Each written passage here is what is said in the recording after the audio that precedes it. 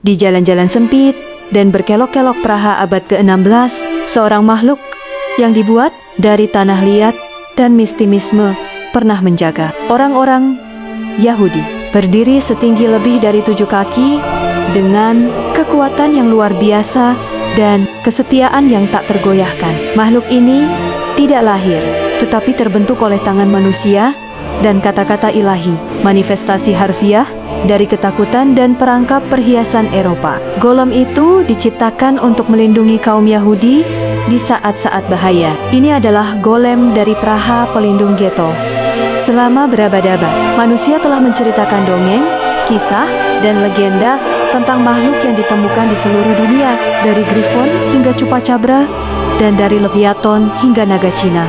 Sudah saatnya kita memulai petualangan untuk mempelajari semuanya. Ini adalah ekspedisi untuk kalian yang penasaran dengan sejarah. Selamat datang di Kepo Sejarah. The Golem, yang bernama Golem dalam bahasa Ibrani, berarti masa tak berbentuk atau makhluk yang tidak terbentuk. Makhluk ini bukanlah satu-satunya makhluk mitos dalam kisah-kisah mitologi Eropa abad ke-pertengahan. Ia memainkan peran penting dalam cerita rakyat Yahudi dan perlindungan komunitas Yahudi Praha pada abad ke-16. Sebelum kita lanjut, silakan subscribe dan nyalakan notifikasi untuk bergabung di saluran kami. Ini sangat membantu kita menciptakan lebih banyak konten tentang mitos hingga hal yang menarik di seluruh dunia.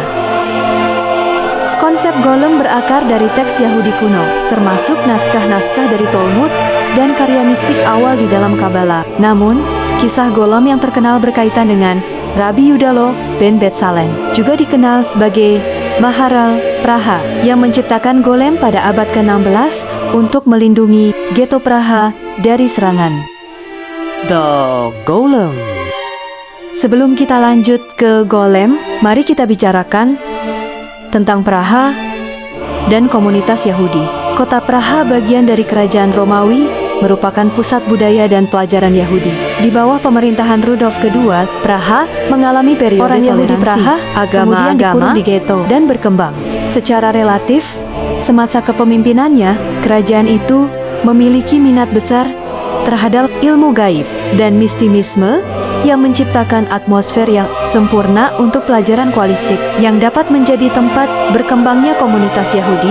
Namun, periode ini menyebabkan serangan antisemitisme terus-menerus dan kekerasan berkala terhadap kaum Yahudi yang tunduk terhadap undang-undang, restriktif, dan sering menghadapi akusisi palsu, terutama penipuan darah.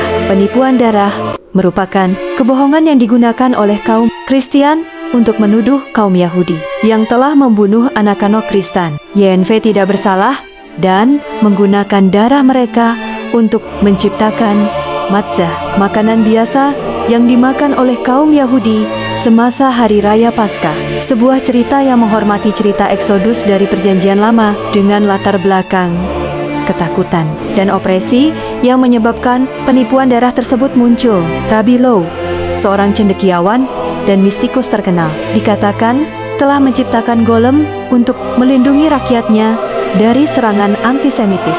Seorang penjaga diam yang bisa mengawasi ghetto Yahudi sepanjang hari dan memastikan rakyat bisa menjalankan kehidupan normal mereka. Penciptaan golem merupakan ritual kompleks yang syarat dengan mistisme Yahudi yang hanya diketahui oleh sedikit orang karena kekuatan itu terlalu kuat untuk orang biasa menangani. Menurut legenda, Rabbi Low bersama menantu laki-lakinya dan murid terbaiknya melakukan ritual di tepi sungai Blatva. Saat malam tiba, mereka mulai membentuk cetakan manusia dengan tanah liat dan lumpur. Prosesnya sederhana, tapi tidak diketahui kecuali Anda memiliki pengetahuan tinggi dan berpengalaman dalam Kabbalah. Pertama, Rabbi dan dua pengikutnya membentuk tubuh dari tanah liat dengan hoti-hoti membangunnya menjadi bentuk manusia. Tindakan ini sendiri dianggap sebagai tiruan penciptaan Adam oleh Tuhan dari tanah. Dalam Taurat atau kitab Yahudi dikatakan bahwa Adam manusia pertama yang diciptakan dari tanah.